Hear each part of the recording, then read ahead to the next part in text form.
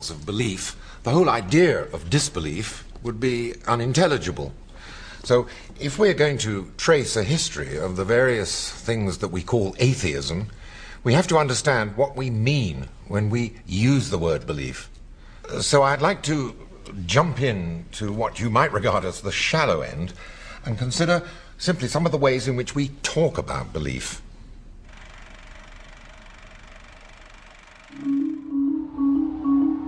To find out more about that, I talked to the English philosopher Colin McGinn at his home in New York. Before I start asking you about your beliefs and disbeliefs, I'd like to get into a little bit of an analysis of what we are saying when we talk about believing at all. There seem to be some situations in which one says, I believe this, that, I believe in this, in ordinary things. Well, the usual idea is they're implicit beliefs or tacit beliefs.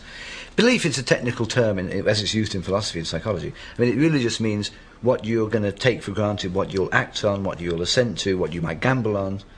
That means you're committed to its being the case. Belief is just an umbrella term to capture all the varieties of assent, of takings to be true. And so that's a huge variety of different things, actually, all the way from, I believe there's a table in front of me to I believe there's no God, or I believe in, a supreme moral principle, or I believe in democracy.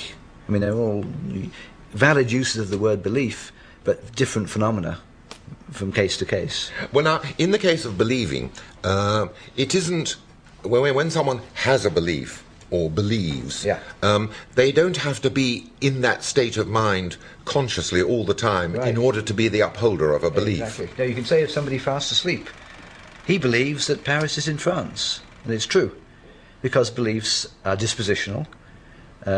Implicit is another term for it. They're unlike thoughts. A thought is an occurrent phenomenon. When you, at a given moment, think of something, then you sort of occurrently believe it. The fact is that it sounds rather odd, doesn't it, to say that someone is believing at a particular moment. One can't be in a state of belief all the time. On the other hand, that doesn't mean that we stop believing if we happen to have something else on our mind. It's just that belief is not, in any sense, an episode. It's impossible to say at any given moment that one is entertaining a belief. Now, that doesn't mean that the notion of time is actually inapplicable to belief. After all, someone can become a believer, having not been one sometime earlier, as in the case of St. Paul, for example, who was dramatically converted to belief in the divinity of Christ at a particular moment. But once acquired, dramatically or otherwise, belief is not a continuously experienced mental state. In fact, it's somewhat questionable whether belief is actually a state of mind at all. It's certainly not one for which there is a corresponding state of brain that one might be able to identify using a CAT scan, allowing one to say, oh yes, he's having a belief at this moment. Someone who believes in God, for example, isn't necessarily entertaining that thought, whatever it is, all the time.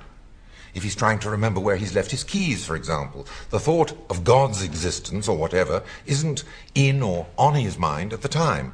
And when he suddenly finds his key, the state of mind of believing in God doesn't suddenly reassert itself after having been pushed off center stage. It doesn't resume its rightful state after what was a moment earlier a lapse of belief. It's not like that at all.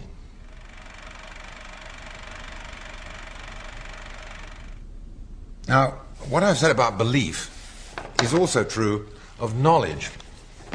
I know the alphabet. I know my multiplication tables. In fact, I know a large number of things without being explicitly conscious of any of them at any particular moment.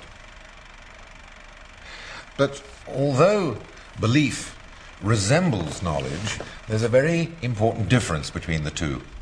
In the case of belief, you can say that someone believes X and that he was wrong.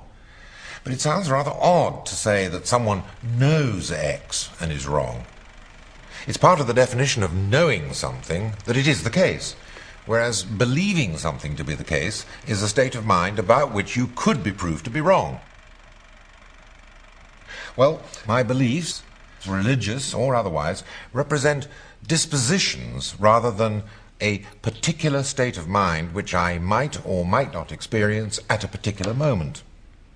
In other words, instead of being an episode in my mental life, my belief is expressed by certain tendencies, a tendency to entertain certain thoughts or feelings. And in the case of religious beliefs, it also involves the disposition to participate in certain social actions which we call rituals, prayers, services, and so on, all of which dramatize in some way or another certain attitudes which I assume with regard to the meaning of life and the possibility of its continued existence after my death.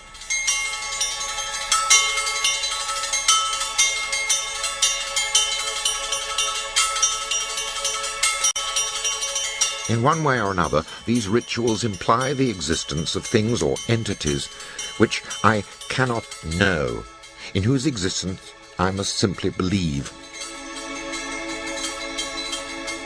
Largely, we tend to invoke the notion of belief when there is some sort of disagreement in the world around you about whether one does assent to this, that, or the other. Exactly. That's when we bring the notion up.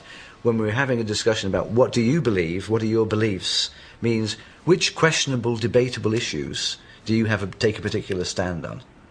And that's when we use the word belief. So that it's about debatable issues that, I think it is about that belief tends to... Yeah, exactly. That's how we use it. So that's why primarily it's used in connection with, I would say, religion and politics. Because those are issues where people hotly debate the fundamentals of it. And so they tend to say, well, this is my belief about the political situation. I believe we should not go to war with Iraq, I believe there's only one God.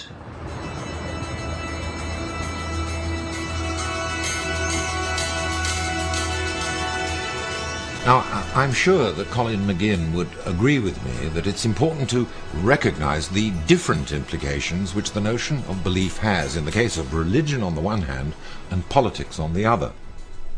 You see, when it comes to politics, and for that matter ethics, belief refers to how things ought to be.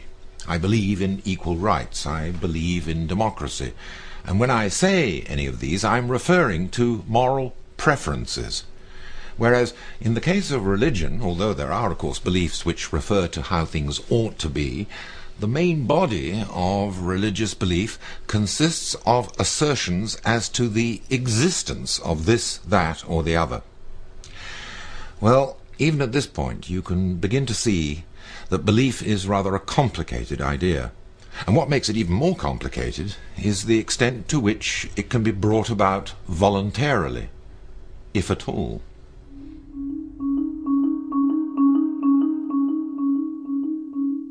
And yet the states of mind associated with belief can seem so enviable that you might conceivably wish to believe.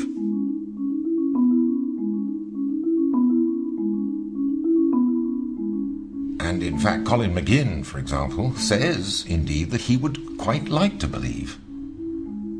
I would like religion to be true. I'd like it to be true. Because I'd like there to be immortality. I'd like there to be rewards for those who've been virtuous and punishments for those who've not been virtuous, especially the punishments would be good. There's no justice in this world, and it would be good if there was some cosmic force that distributed justice in the proper way that it should be. And it still is, to me, a constant source of irritation and pain that wicked people prosper and virtuous people don't. But he doesn't believe. So you feel disappointed, and you feel, the fact that death is death and that's the end of you, is most people find difficult to take. So it would be nice if those things were there, but I just don't believe they're there anymore. So what's the problem? Or, to put it another way, is there anything that Colin could do to convince himself that he was, after all, immortal and that he would, in some way or other, survive his own death? Well, the fact is that those who do believe in such things often encourage those who don't to make some sort of effort. It's a question, they say, of making a leap of faith.